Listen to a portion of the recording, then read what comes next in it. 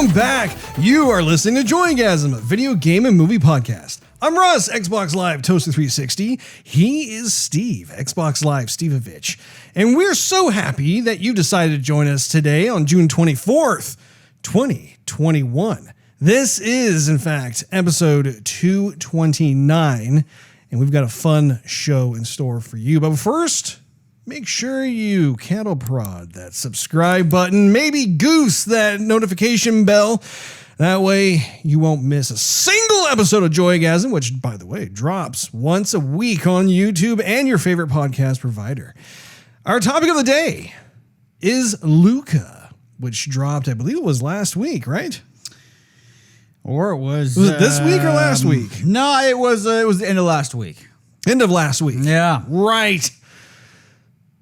That'd be fun to be able to get into that. But first things first, I want to know what's going on in your world. What's going on in the world of Steve? Huh? I finished a game, Russ. You finished a game. Can I guess? Sure. Final Fantasy VII Remake? That's right. Oh! What do I win? Your admiration? A good game on the rump of your rear.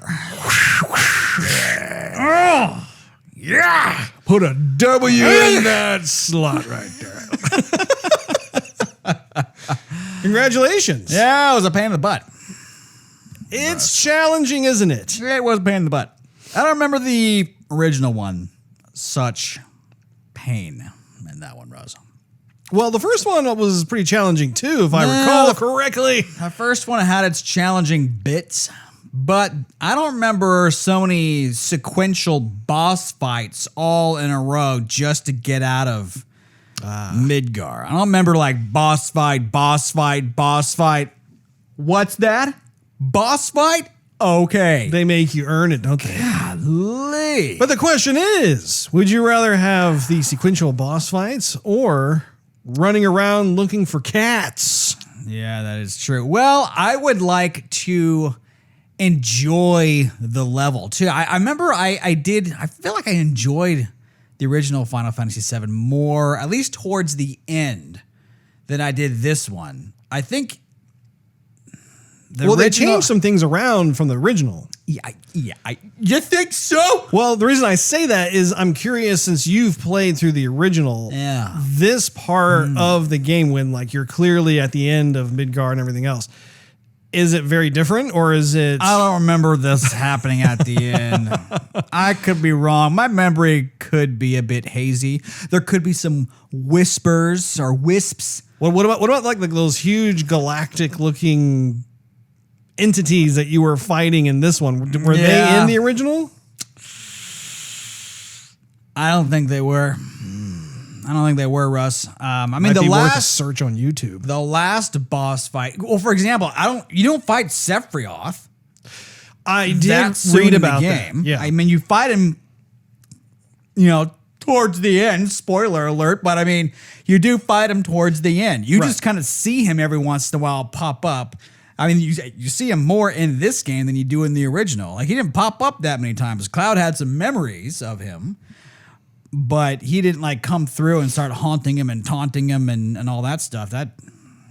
No, Russ. Oh, that didn't happen. That didn't happen. So no, it was a pain in the patootie. But you persevered. I persevered. Yeah. Congratulations, Steve. So I'm glad to be out. I'm still holding out that on the Sony show they're going to show the next Final Fantasy. I'm still holding out, Russ. I think they have to. I think they can't wait too much longer. I mean, the excitement is still there with this game. I figure they got to keep the momentum going, especially since they're going to bring one out every once in a while instead of slamming us with the full game. They got to keep bringing them out. I don't know. I agree. They can't wait too long. You know what I'm saying? They might have a little something. I have a feeling that now that they've gotten some time and to be able to work on the continuation, it's not like they're having to build their engine from nothing. They've already got the engine good to go. They're just creating content and story and that sort of thing. So I could see them maybe dropping something in July or August. Plus, Square did have the Guardians of the Galaxy that was going to be available for both systems. Final Fantasy ain't available for both systems. So it's not like they, had to show it at that point in E3. Yeah. They could wait for Sony. It could happen, Steve. It could happen. And then I did something else, right? What did you do, Steve? You know what I did, Russ? I have no idea. Tell me. I watched The Bodyguard. That is a good movie. That's a classic right there. I haven't seen that movie in years. I have not seen that movie in years either. I don't think wifey has seen it at all. Your wifey hasn't seen much of anything, Steve. It kind of makes for a fresh experience for you to be able to introduce her to so many classic films. She has seen a lot of scary movies. She likes the scary movies. Are you talking about the comedy called Scary Movie that has like 4 or 5 I'm sequels? talking like The Conjuring. The Conjuring. Russ. Yeah, I have a feeling that attracts more of the female moviegoer. Absolutely. But anyhow, The Bodyguard is just as good, if not better, than it was last time. Oh, yeah. It's a great movie. Absolutely fantastic. Young Kevin Costner, young Whitney Houston. I thought Whitney Houston was hot in that peace. movie. Yeah. I had a little bit of a boyhood crush on Whitney Houston. Indeed. I fantasized I was the bodyguard. But then I noticed he gets shot. And I'm like, well. Can I be your bodyguard, Houston? I know I'm only 10. I believe that movie came out in 1993 or 1992. It was early 90s, 92 or 93. If that was the case, then I was probably around 12 or 13 years old. So it's more like, Yeah. I'm your bodyguard. Hi. Nice to meet you. I don't know what's happening here. would you like fries with that? Yeah. I've got this horrible breakout on my face. Oh, boy. Anyway, a great movie, though. Yes. That is one I need to watch again. I'm glad that you brought that up because I don't even know if I've even watched. I probably haven't. I don't think I've watched it with my wife. I know if she's seen it. It's a fantastic movie. It really is. Very, very good. I would suggest seeing it again, Russ. It's been a while. It's been a while since you've seen it. Absolutely. And I mean, Amazon has had it for a while, but it's always been like, yeah, you want to watch it? $5. Come on. I'm like, yeah, I'm going to hold out. I'm going to wait. And it was for free $99. I'm like, yes, honey, we're watching a movie tonight. Oh, boy. So lastly, though, before I hand it off to you, I was playing a little bit more Resident Evil Village. Resident Evil Village. Okay, so where are you now? I just killed the sisters, Russ. Okay. All of them. All 3. Yes. You have a long way to go, sir. Long way to go. And, I found some extra lockpicks. Now, be judicious with those lockpicks because there were certain places that remained locked because I just simply could not find another lockpick to unlock it. I don't know if I was just,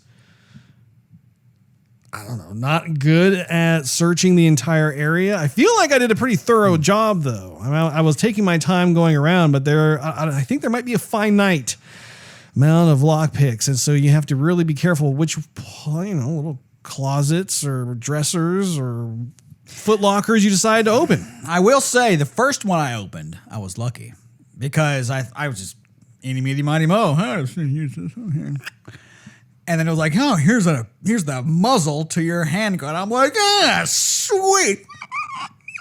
See, okay, got it. Was it a silencer or no, something it was else? more like just like I don't know what it is, Russ. It's not really not a silencer, but the other 2 I had were like just ammo. Like here's some shotgun ammo, and here's something else, and now the lady Demetrius or whatever her name is, she's following me around everywhere. Yes, and I escaped to the room. Demetrius. And where the typewriter is, and she stands there and looks at me, and I'm like, I'm in the doorway. I'm like, you want to come over? Oh yeah. And I tried to shoot her a couple times. It doesn't work. Not from there. There is someone who I think was playing the game on the PC, and I think they modded the weapon that he was carrying around. Like instead of a knife, it was a fly swatter. I've seen that one. Yeah, he starts swatting her in the booty. Oh, it's so funny. Yeah, she startled me on a number of occasions as I was playing through that game. I don't think you've had very many encounters with her yet. I've just seen her walking around. And she's, Oh, you'll get more up close and personal later. man. But I am glad to be done with the sisters, though, because they were annoying. I didn't know what to do with them. And I was running around, and I kept on dying, and like, oh! I'm like, crap.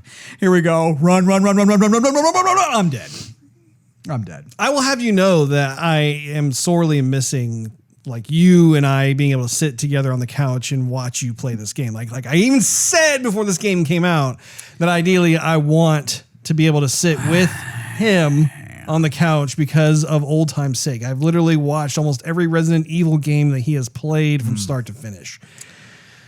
Well, Russ. And you're not even streaming it.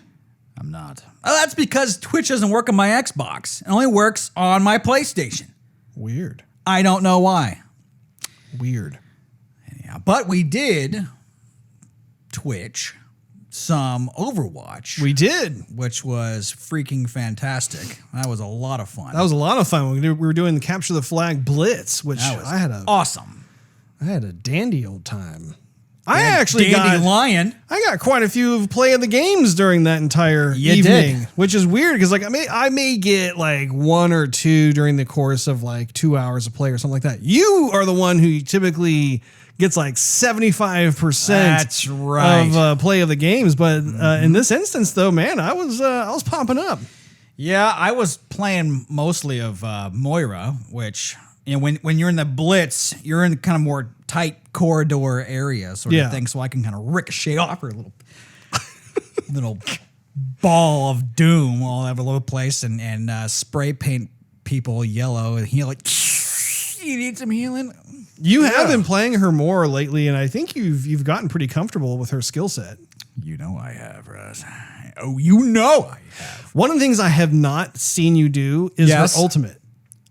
I was doing it. I'm sure you were, but I think I've been so conditioned to hear her like yell her thing, like I don't the Gale of the Vault or whatever it is that she says. But I don't think she yells it as loudly or if at all when you're on the same team. I assume she still does. I think it sounds different. Each character says a different thing. Yeah. Like if you're on the opposing team versus your allies. I mean, like I main as Farah a lot, and whenever I do my ultimate, I mean she belts it out regardless on which side of the team you are on. Yeah, of course. But with Moira, I'm like, what did she say anything? Is she not? And it might just be because I'm in the air, so I'm just not within like the audio radius or something like that. I figured you'd be using your ultimate. Have you been having a lot of luck with it?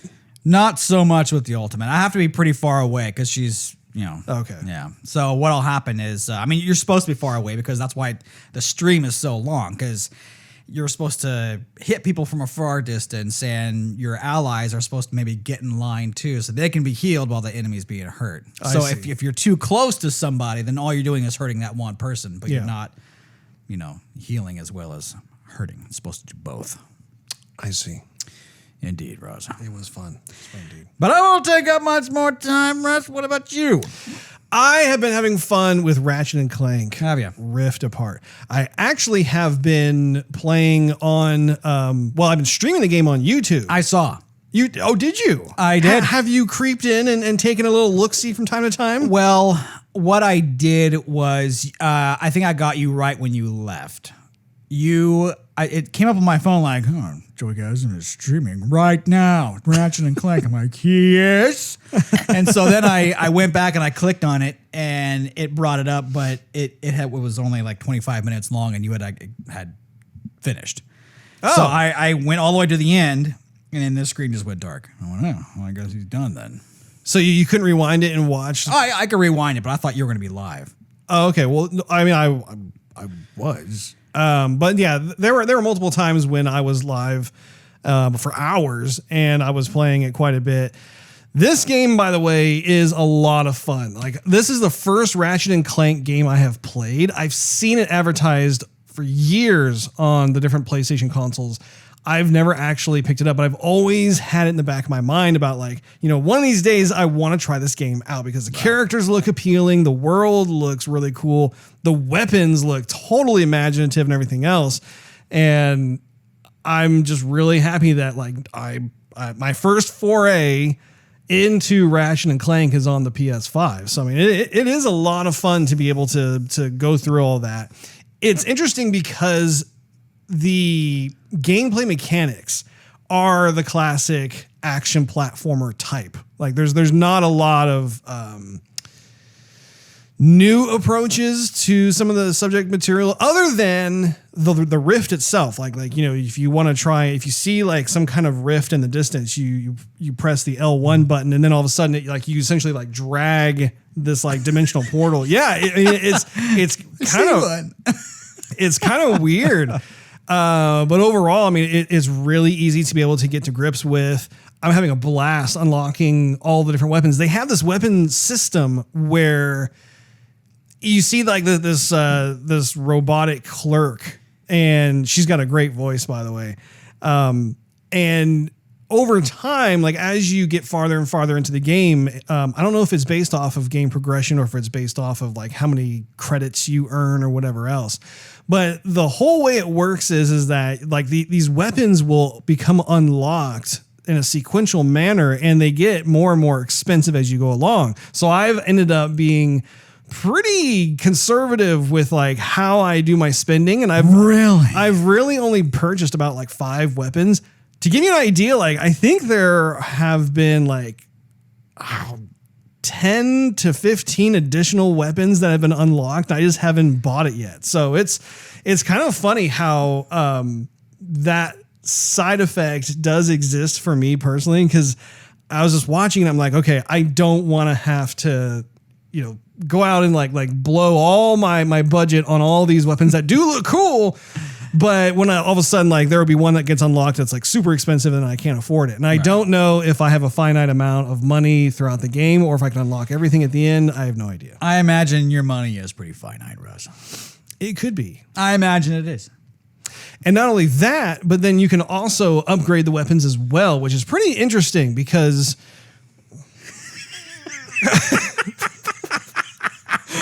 I saw something. I told you, never call me again. Get out of here. 9 feet away. Yeah. It's like this weird hand starts coming in. Yeah, for those who don't know what's going on, if you're listening on like Stitcher or SoundCloud or something, Russ is playing around with some of the camera equipment that's brand spanking new, and I was reaching over into his bubble, if you were. Space. And actually, I probably should have just given you a wet willy. Should have went for it. I have a feeling we're going to be having a lot of fun with this when it goes back and forth. I mean, if I say, focus on me, now focus on us, now back to me, now back to us, now back to me. I'm dizzy. We're going to be having a lot of fun with that. Not to mention the fact, I think there's going to be like lots of like in the personal space antics. When you click it over and like your face is there, I'm like, I want to reach to the TV. He's right there. This is where the whole sibling dynamic will really shine, I think. Technology, Russ. Anyway, I've been having a really fun time with this game. I'm probably about 75% of the way through it. The worlds themselves, I really feel like you need to come over at some point and just check out, because especially now that I've unlocked a lot of the stages, the nice thing about the game is that you get in your ship and then you can go back to the places you've already cleared because they have like optional quests and stuff like that. So at least you can get an idea of what the environments look like. Sure thing, Russ.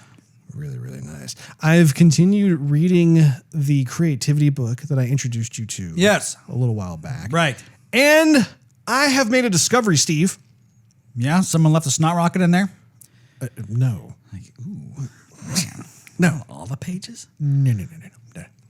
No, I was looking on the HBO Max platform.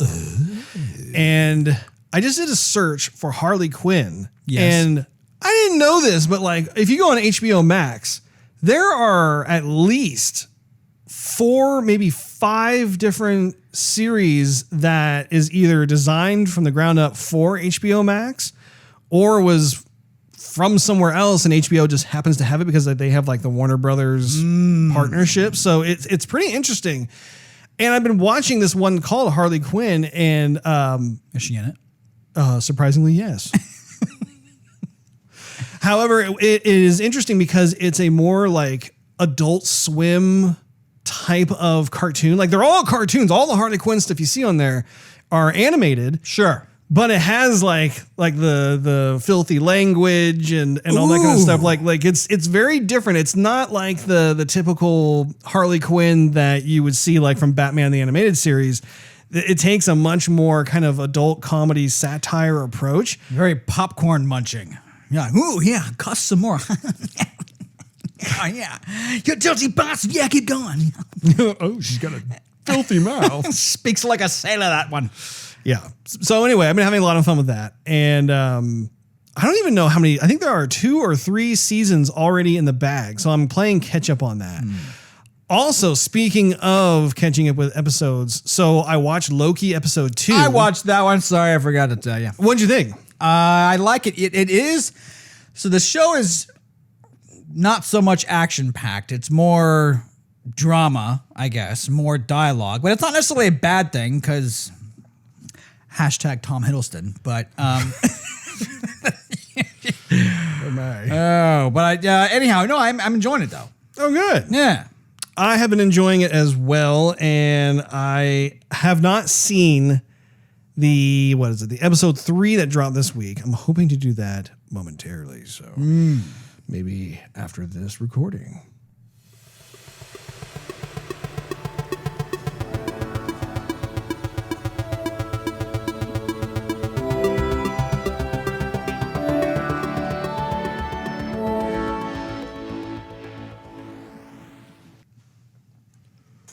Is that a swamp monster? No, it's the topic of the day!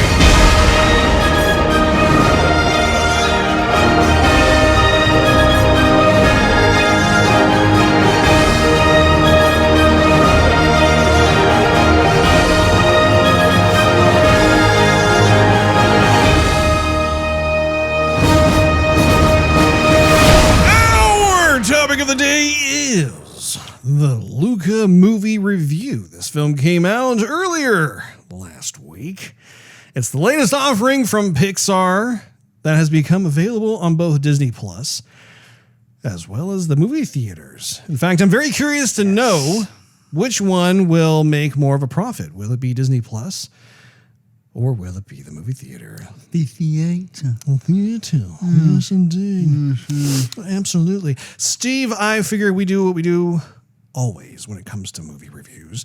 Give our high-level thoughts, spoiler-free, before taking the spoiler elevator down below to spoiler territory. Sure thing. And giving a more deep analysis of our thoughts on the film. Go ahead, Steve.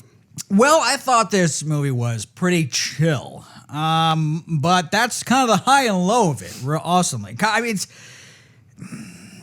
it's not, it doesn't go very many places. Like, there's nothing that's gonna make you feel on the edge of your seat or teach you anything about yourself or life necessarily, you know?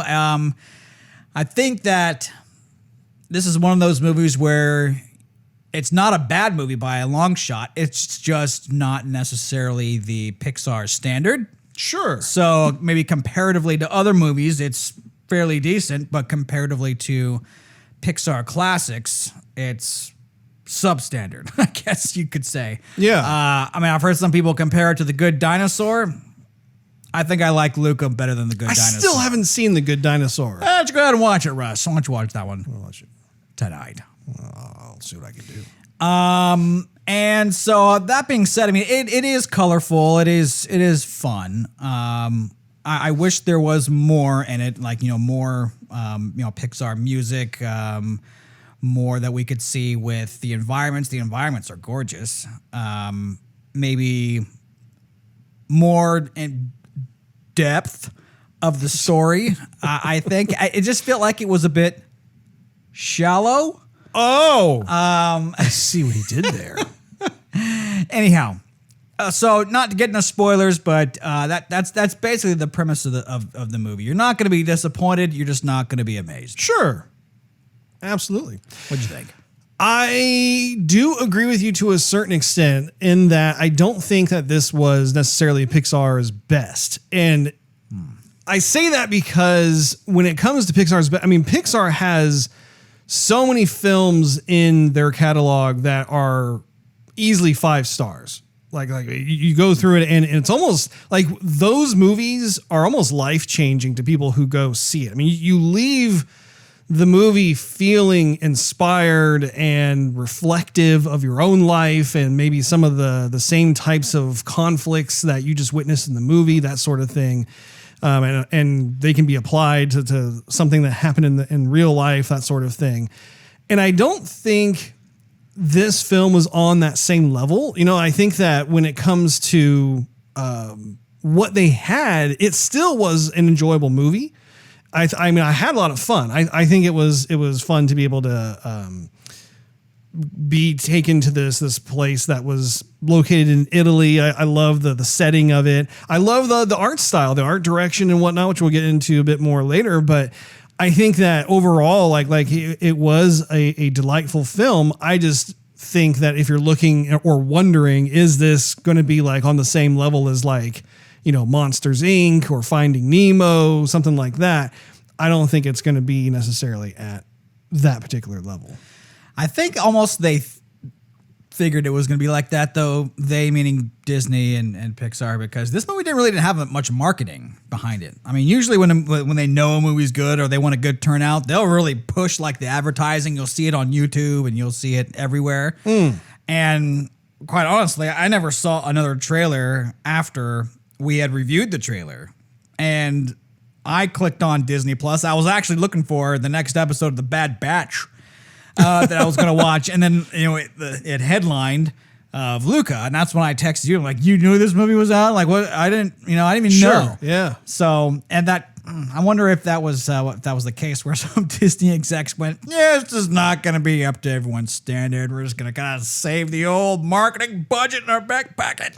Well, and I think that's difficult to know for sure, just because COVID is still in existence, unfortunately. Like life has not returned to normal yet. Right. And so they're going through this weird transition hybrid where like they're making, like I mentioned earlier in the program, the movie is available both on Disney Plus and in the movie theaters. And I think one of the major reasons why they did that was because people simply haven't returned to the theater in mass yet. Like you've had some people come back, but I think in order for them to really kind of get a return on the expected investment, that's probably why they're doing it. Well, but they're still putting the movie out. That's the thing. Like they wouldn't put it out just to see what happens. I mean, you would think that with both studios that they would say, okay, we're done with our product, give us money, and therefore we're going to make the awareness that we are releasing it, and so people can watch it. To me, I just didn't notice it. And I think too, in terms of the advertising, I just don't know if like you and I, we don't really watch TV anymore. Yeah, it'd be on YouTube for sure.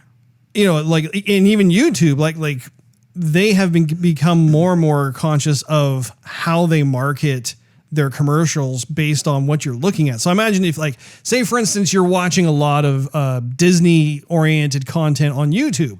I could totally see it being advertised to folks like that, but you and I don't really consume that. So I could see how like that would be a little bit of a, I don't know. I'll have to ask my 6-year-old daughter and see if she's seen, a marketing blitz. Or maybe her little friends have little kid marketing. You know what I'm saying, Russ? Could be. Yeah, just step with me into the spoiler elevator, Steve. I have a question for you. Yes, I do eat seaweed. No. But you are somewhere in the vicinity of the ballpark of my question. And that is, what is your favorite Italian dish?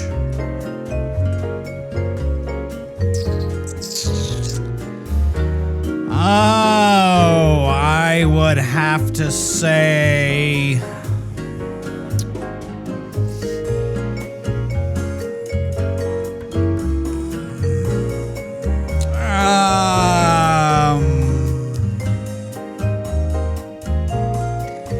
probably have something to do with tomato sauce and pasta.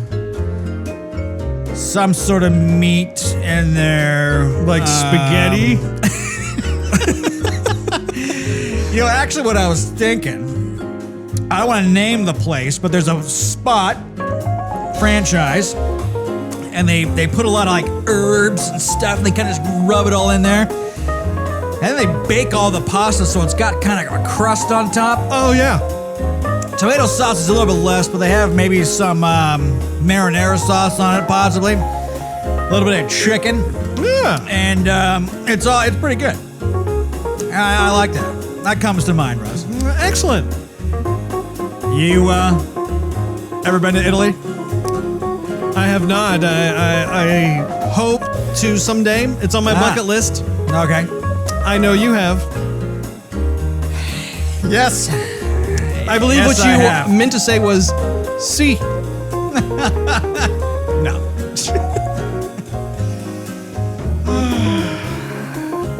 I can't help but notice you did not ask me what my favorite Italian dish is, Steve. Yeah, So it's like that. always about you, isn't it? That question was coming. I just decided to ask you something else. Self-absorbed. You don't need it anyway, Russ. Come on. I'm dying to tell you. You just eat cereal. Actually, you know what? Can you guess what my favorite Italian dish is? Pizza. No. Snails. No. Escargot, Russ? I think that's French, actually. Lobster ravioli, Oh, Steve. man. Lobster raviolis. Boy, that'll give you some gas. That gives you a whole lot of joy is what it gives you. It gives you a That was joygasm. Good meal. Oh boy. So we are now in spoiler territory. If you haven't seen the film, you may want to pause us and go see it before going any farther. Otherwise, if you don't care, then let us continue. So in this particular film, I was surprised, Steve. Okay. I was surprised at how the film begins with Luca already being a sea monster. It was interesting because when we see the movie poster itself, they're not making it a secret that he clearly is like, you know, this like human creature. Amphibious. Yes. Right. He's got something going on. But I thought it was interesting how instead of waiting like a third through the film or something like that, how actually just right from the beginning, like you see Luca in his natural habitat doing his thing, and clearly he's not the only sea monster. There are like his whole family consists of sea monsters. There's a community. They have their own ecosystem down there, their own way of life, and so forth. I thought that was kind of interesting, honestly, because like I said, I've been so conditioned as that, like knowing that is supposed to be like the secret, right? Like, oh, like no one can find out I'm a sea monster. But they actually introduce us to that right at the beginning and get us used to him just doing his thing, herding around fish, which by the way was awesome. How the fish have that sound. That sound like a sheep. Yeah. So what did you think of that approach? You know, I was fine with it. I thought that how they were going to do it was that in the trailer, it seemed like they knew they were human until they got in the water. And then they discovered this secret and they kind of wanted to keep it secret. So that's why I thought they were going to go with it. But when the movie started and you're seeing the Alberto. He's jumping out of the water. He's taking some human things, kind of, you know, Little Mermaid style, I guess. Well, and yeah, let's talk about that in just a minute, but keep going. So they just kind of threw it at us that, okay, that, you know, this is what it is. And they actually caught us up to pace pretty quick because there was a little bit of time that was spent with his family and what his everyday life looks like. And then it just kind of sped up where he meets Alberto and then he jumps out of the water. I mean, that's like in the first probably 15 minutes. Sure. I mean, I'm guessing here. I didn't see the time, but that was really early on. And I thought, okay, well, I guess we're done with the water at this point, you know, and we are flopping around like a fish out of water. And so anyhow, I kind of wanted to, I would have liked to have stayed maybe in the water a little bit longer. I mean, that's some amphibious life. It was beautiful underneath there. Sure. So I think it was a little bit too quick. I would have liked to hang out a little bit longer. Well, and I think what you brought up something that was interesting that I was wanting to talk to you about as well, which is the fact that I too received the Little Mermaid vibes from the beginning of the film, where it's like you're underwater. There is this sense of community. He's not a mermaid, but there is this whole collection of human things. There's a curiosity of what the human world is like versus his world. I was almost kind of expecting him to bust out into song. Look at this stuff. Isn't it neat? Wouldn't you say my collection is complete? But he didn't do that, Steve. He didn't do that at all. Thank goodness. Boy. I've seen that movie, The Little Mermaid, so many times. So many times. That's what happens when you have a daughter. Yeah. I'm going to go with it. I'm surprised. They call all the women Disney princesses. Sure. Ariel wasn't necessarily a princess. Yes, she was. Oh, come on. Remember her dad? Oh, yeah, okay, so her dad was King. Big buff rough and stuff. King Poseidon. Yeah, okay, fine, I guess. Anyway, going back to Luca. Yeah. So, yeah, it was really interesting too so you had that dynamic. You also had the dynamic of his mother. And I wanted to get your opinion on this. Yeah. I felt like his mom imbued a lot of the same personality traits as Coco's mom. And what I mean by Coco's mom is, the main character is, it's not Coco. No. That's the grandmother. I forgot what the boy's name is. And apparently he has too. I don't know. But anyway, thinking about his mom. Yeah. Would you say that like they bear a striking similarity in terms of like how they're both hot-headed, they're both like in their son's face. It's like they love their sons unconditionally, but at the same time they're kind of overbearing. I didn't really see her as overbearing necessarily. But I got vibes from Onward with the dad, for sure. Like the dad and the mustache and everything. I thought, you guys take some ideas from the last movie you were working on. Minus the centaur.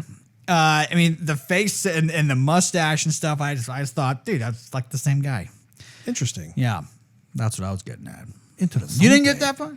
Not that one. I did not, Steve. All right. I did not. All right. Alberto. Uh-huh.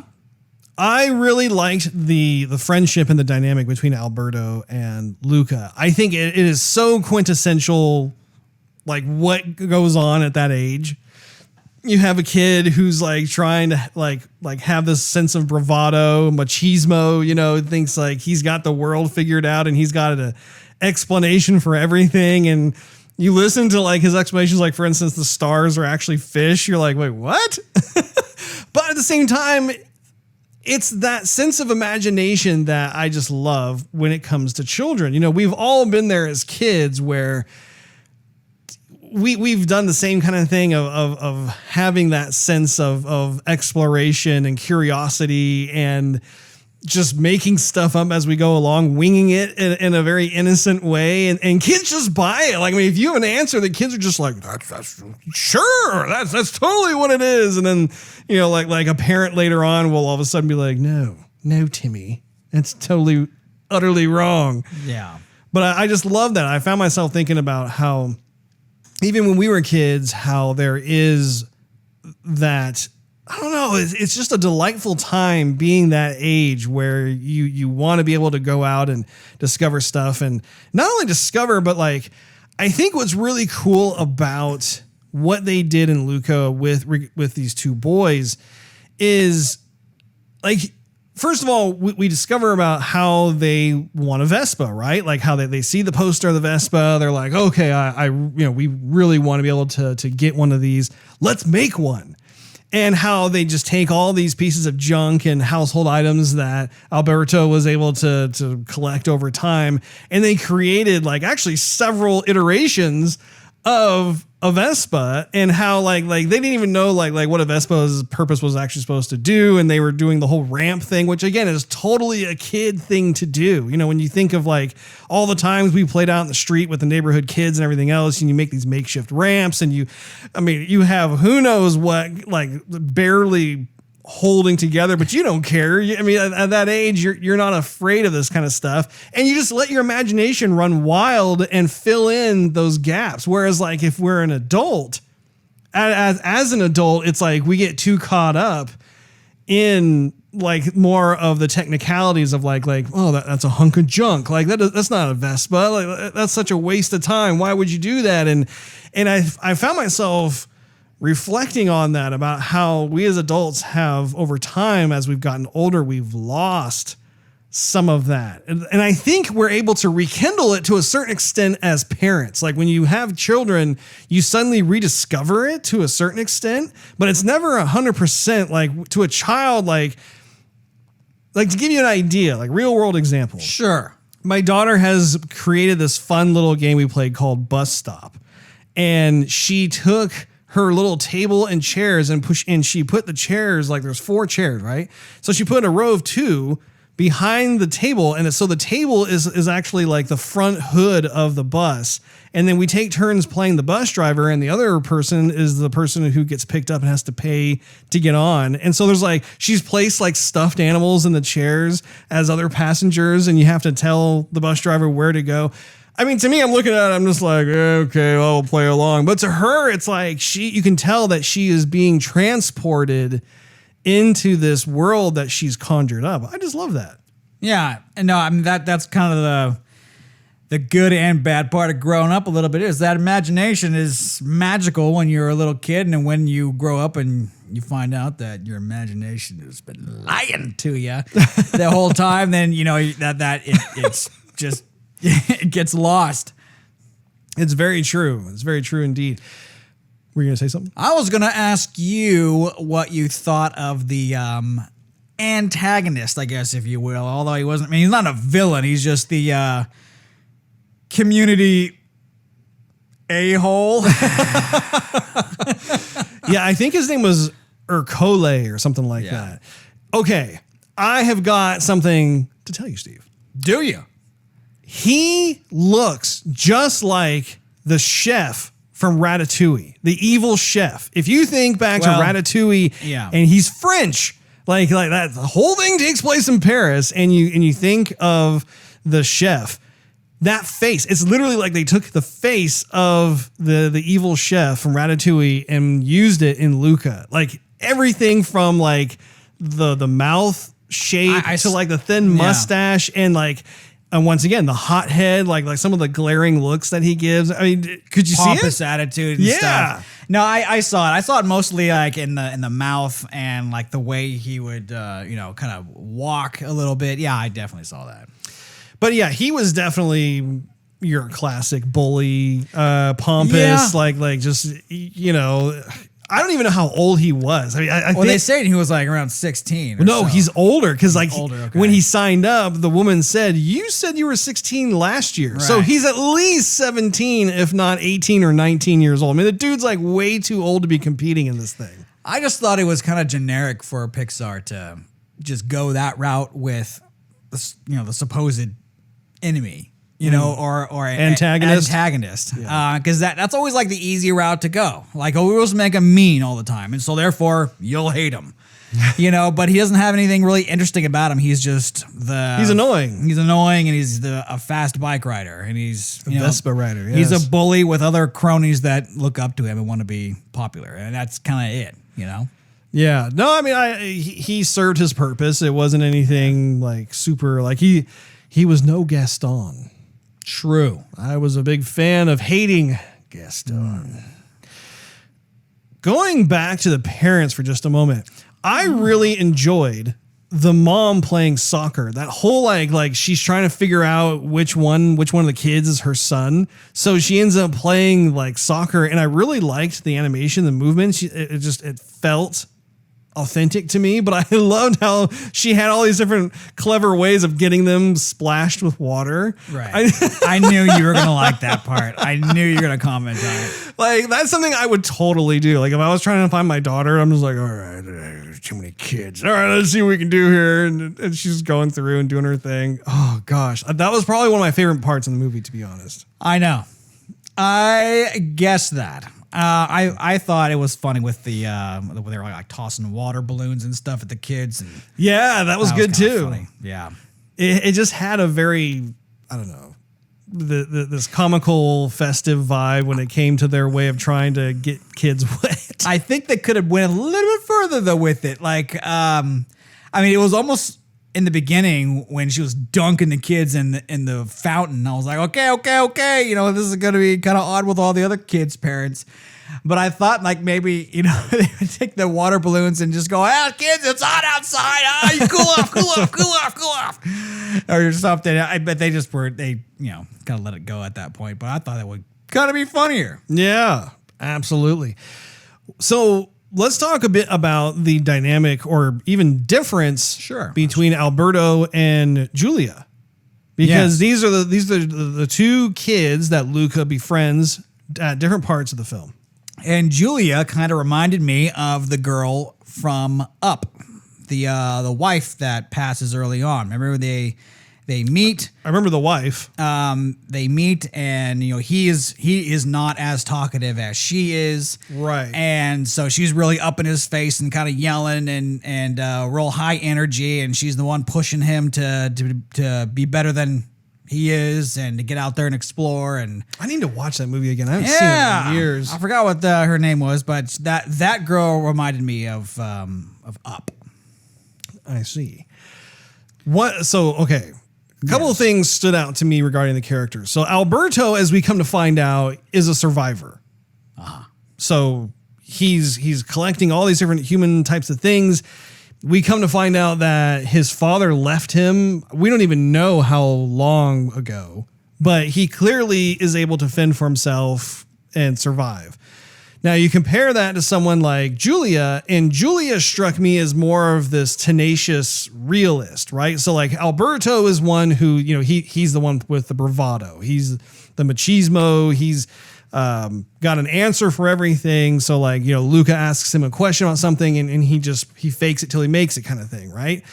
Versus Julia, who she's been going to school, she loves books, she loves to read. Clearly, she's had more of an education, so she's able to go into more accurate detail with answering various questions that Luca has. But on top of that, too, she's competitive. You know, like she wants to be able to win that triathlon or whatever it is that they are calling it, and she's got grit. You know, like, but it's not to the point of being like cold hearted or calloused or anything like that. She's got spunk. She's got like true grit. Well, I mean, she's had to learn to pick up the pieces or pick up the slack anyway, because she doesn't have a mom and her father was born with. Actually, does she not have a mom, or was her mom just away? Well, either way, like the mom was not present, but I feel like there was a picture in the credits that shows her mom returning.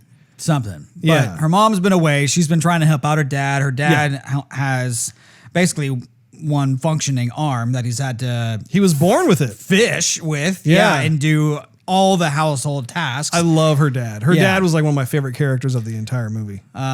So, I mean, she has grit. That's where it's coming from. Yeah. No, it's very cool. And I really appreciated also the kind of cross-pollination of what happens between the personality types of Luca, Alberto, and Julia when they're all together, because it brings out certain things in each one of the characters at different times. And so I thought that was actually really fun to like see, like, okay, we got these different chemical agents. We're going to mix them up in this beaker or whatever. Let's see what happens. And that actually leads me to also wanting to ask you about what your thoughts are regarding some of the conflict between the three kids, because we notice, and this is always something that we witness when we're children as well, is how kids, they have a hard time dealing with selfish feelings, right? Like if there's a new kid on the block or new kid that gets introduced into the group or whatever, and they are clearly jiving with your best bud, how do you deal with that? And as adults, we've been able to, have the capacity to be able to like not allow that to affect us as much, or at least some people. But when it comes to kids, it's much more like simplified and basic.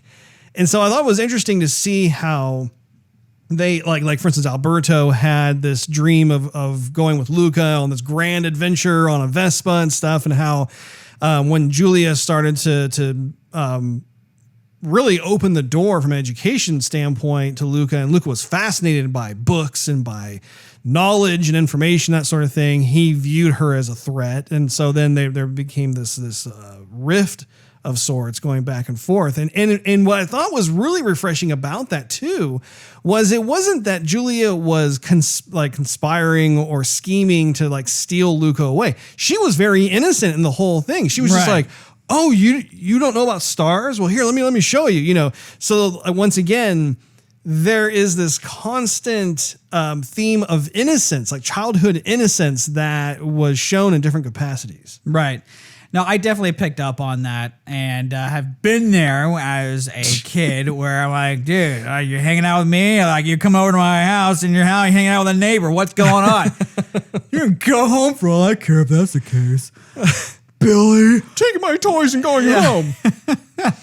So, but yeah, I did pick up on that, and I'm glad they didn't choose like a romantic thing where, early love kind of deal with the girl. I'm glad they chose the route of platonic friendship. Of friendship. Yeah. I mean, here's the new friend, and yeah, the new friend might be giving, one of the guys more attention than the other, but it's not because she's interested romantically. It's just that, Luca, in a sense, was showing more interest in the stuff that she was learning at school. And so they had more of a common interest together. And of course, she's going to talk to him more about it. Versus Alberto, who was like, yeah, Vespa, wee, And that's pretty much all he would talk about. I mean, he was probably the stronger of the two anyway. And so he was helping out Julia's father a lot more and enjoyed that. But that was more of a connection again with Julia's father, not with Julia. Well, and even speaking of parents, like for instance, like that was one of the other themes that the movie explored a bit, was the whole parent-child relationship. If you think about it, you have Luca, who has his parents as well as even his grandmother. His grandmother was present. And then you compare that to someone like Julia, who all we see is her father. But her mother, I believe, was still in the picture, kind of, sort of, but just not represented in the film. She was just kind of gone. And then you have Alberto, whose father abandoned him. What did you think of those choices of examining those parent-child relationships?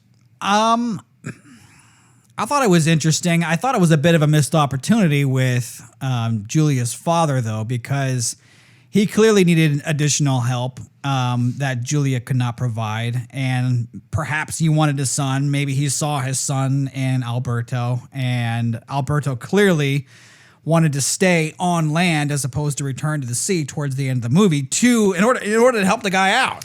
Well, but I think it went farther than that. I think that was one of the most endearing moments of the movie, which that was another one of my favorite parts too, was how there was this kind of unspoken connection that Alberto had with her dad. And I think it's safe to assume that like they adopted him. Yeah. I would figure that. Or maybe they didn't. Maybe he just continued to help them out, but he was able to be within like a family setting. Right. Well, what I was going to say was that I wish there was more time that we saw with Alberto and the Daddy Pasta. Yeah. And that pasta looks so good, by the way. Because we saw Julia and Luca hang out a bunch, but what about Alberto? And it was supposed to be like the three of them, but at the end of the movie, it's not the three of them. It's just the two of them. It's Luca and Julia, and then Alberto's left to do kind of whatever. So I was kind of hoping for maybe a couple minutes of a little bit extra bonding time, maybe with Alberto and the dad, instead of just assuming, yep, okay, they're cool. We all know he's cool, and that's it. Maybe give us a little bit more story. Little pivoting here. I love how we come to find out that the grandmother has been going on land for years. I figured that was the case. Yeah, she had that twinkle in her eye. And like throughout the entire movie, I was like, what does she know? Like, what has she got going on there? Is she just easygoing grandma or what? And so it was really fun how like at the end, like she comes over to the picnic table and the mom's like, "Mom, what are you doing here?" I think that's also a bit with the different ages with, Luca's age, his parents' age, and then of course the senior age, where I think the seniors have seen a lot more than everybody else. Of course, that's a little bit obvious, but they also want and understand the imagination and the desire to keep the imagination preserved as long as possible. And so Luca's obviously, he wants to go up to the surface. He wants to explore. He doesn't want to be, kept down below and just, be a herder of sheep, right? All his life. And so grandma's doing her bit, and she's going to be like the buffer in a way, like, kind of go do your thing. If your mom gets upset, I'll cover for you without actually telling you that I'm going to cover for you. And so I thought that was pretty neat. I would have kind of liked a little bit more with her as well, because we find out how cool she is, and then there's nothing else that they give us. Yeah. So and she had like a friend too. We know nothing about the friend that she's been socializing with, which I think is fine, because I like it when there are certain details that are kind of left up to speculation or to the imagination. Like you don't have to reveal every solitary thing, especially if it has no bearing on like what the main plot is about. So I'm cool with that. Another theme that is tried and true, it's classic, it's been used in all kinds of films, is that it's all about what matters most is what's on the inside, not skin deep. Sure. And I think they had a fun time with that theme in this particular film. I mean, clearly like the antagonist was more the monster than the actual sea monsters themselves. And again, that kind of lesson, I always give it a pass, just because I think generally speaking, when it comes to children's entertainment, it's just an important lesson that they learn early on in life that you cannot instill that into them enough. And really, as I'm saying this, there are a lot of adults who need to kind of be gently reminded of that too. And so it's nice to be able to see some of the stuff that they go through with that when the townsfolk realize that they are in fact sea monsters. You have that kind of moment of, disgust and horror and everything else, but then they soon are able to reconcile and that sort of thing. So again, not breaking any new territory by any stretch, but again, at the same time, it's one of those things where it's like, yeah, that's fine. Yeah. That's cool. Yeah. I would say towards the end when they reveal, Alberto and Luca reveal themselves to be these sea creatures, not even a monster, but a sea creature. The only monster-looking character in the whole movie was Luca's uncle, who was like that sea urchin or whatever it was. He was like one of those deep sea, like angler fish. He had like one of those little glowy thingies on his head. Dude, that guy was creepy. He's like, you just saw the whale carcass you can eat. It just floats into your mouth. I'm like, did you notice how his skin was like transparent? You could like see his lungs and his heart and his intestines floating around. And I think at one point, like he was having a heart attack or something. Or his heart just stopped beating. His heart was failing. He's like, "Oh, son, you have to punch him in the heart." And he's like, And Luca's like, he's like, no. Well, no, he hit him hard. He was like, "No, son, you got to hit really." Yeah. It was just bizarre because the character was so ugly and creepy looking and everything else, but yet he was part of the family. You got some of those in every family, I suppose, somewhere on the family tree. But back to the realization when all the townsfolk see the monsters and they're not monsters. I would have liked, it was fine the way it happened, but how I think it would have been better is if they would have had like moments of realization, coming or leading up to that, where they go like, what are we so afraid of? I mean, if you look into the water and you see a shark, you're going to be like, man, I'm not getting in the water because that thing is in there, but that's a magnificent looking animal. My gosh. I mean, you could take some appreciation of it. Yeah. And there was nothing that in the movie that made people scared. They were just unknown of what laid on underneath the surface. And so the whole movie where the people are having harpoons and spears and they want to kill a sea monster, and then like within 5 minutes, like, oh, cool, everybody like, high five. It's a kid's movie. But that's the thing too. Let me ask you that, because Pixar has been making movies that both kids and adults can appreciate to different aspects. But I felt this one was like a real supposed to be kids movie, as opposed to like Ratatouille or Finding Nemo or even Toy Story. Yeah. Or even like A Bug's Life, for that matter. Sure. Yeah. I agree. I think that that's why those films I classify as 5-star films. I think that when it comes to a movie like Luca has more of a, it sounds bad, but I mean, it's more of a basic approach to storytelling, what the payoffs are, that sort of thing. It seems to be more focused on children's entertainment, even though there are elements that, I mean, I can still appreciate as a parent, as an adult. And I think it's more of that introspective nostalgia of when I was that age and going through those things and how I can see that with my own child. And so I think when it comes to that quality of the film, I can appreciate that, but it certainly is not, I think, on that same level of being a balance. Like you said, we're like the kids are going to be, enjoying it for all the shenanigans and stuff right here, but the film also contains a lot of stuff that goes over the children's heads that adults can really consume and be entertained by. Yeah. What is your concluding thoughts and rating of the film? I would say my rating is a 2.5 star. He gave the rating even before he gave his concluding thoughts. Switched up. Man, he just laid it out there. Yeah, he just laid it out. He just smack you in the face with it. So, I mean, we've been talking. It's not one of Pixar's best films, and I think that's the general consensus. If you read some reviews online, I think everyone has that same kind of feeling where it's not a bad movie. It's just not as good comparatively to what Pixar has definitely put out. And I think it's definitely present, that whole idea.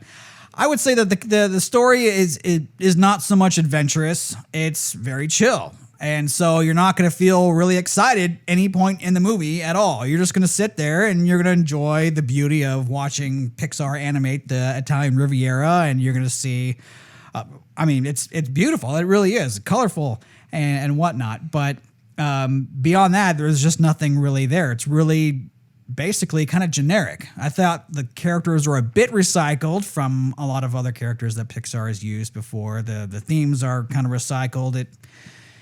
It wasn't really anything unique or special, but it wasn't bad. It's just, I would say, as far as what we're used to with Pixar, just below average of what they can do. Fair enough. 2.5 stars. My. Well, I'm going to give you my concluding thoughts and then my rating. So, I really enjoyed the art direction on this. I got kind of a Wallace and Gromit vibe from the art direction. There was a little bit of that. But having said that, I actually really liked the departure of what we've come to kind of... Pixar has curated over the years like a very specific style, which is not a bad thing at all, because I'm a huge fan of what they've done. But at the same time, having said that, it is refreshing that they actually decided to go in a very different direction regarding that. I love the setting of being in Italy and having the little townsfolk being able to show off the culture that's there. I'm a huge fan of that when it comes to these types of films, really, when depending on where you go. I mean, Ratatouille was another one where we got to get just a little glimpse into the culture of the French. Français voulez. But anyway, anytime you have that as an opportunity for a film, I'm a big fan of. But I agree with you, though, in the sense that there were too many coincidences when it came to some of the characters, in terms of I've seen that character somewhere before. And so that was something that did kind of pull me out a little bit from the film. Not entirely so. I did, like I said, one of the biggest highlights, and luckily it was really the main theme or for the plot itself, was that this notion of childhood friendship and how as a kid you have this sense of imagination, exploration. You literally just want to have fun with your friends, and when you're that age too, you just kind of become insta buddies. You know, like you see a kid, you start talking to him, hey, and then before you know it, like you're hanging out every day. Like that was something that was really fun as a child. But having said that, like I mentioned earlier in the program as well, I think that there are not enough memorable moments that are on like the Pixar level. Like if you look at certain types of Pixar films that we've all watched and loved over the years, there are just not enough of those moments in this film to warrant the same type of rating that I would give other types of Pixar films, which, I mean, for the most part are 5 stars. Having said that, I would say I would give Luca 3.5 stars, just simply because I did enjoy the movie. I thought it was a very beautiful movie. The graphics continue to just blow my mind.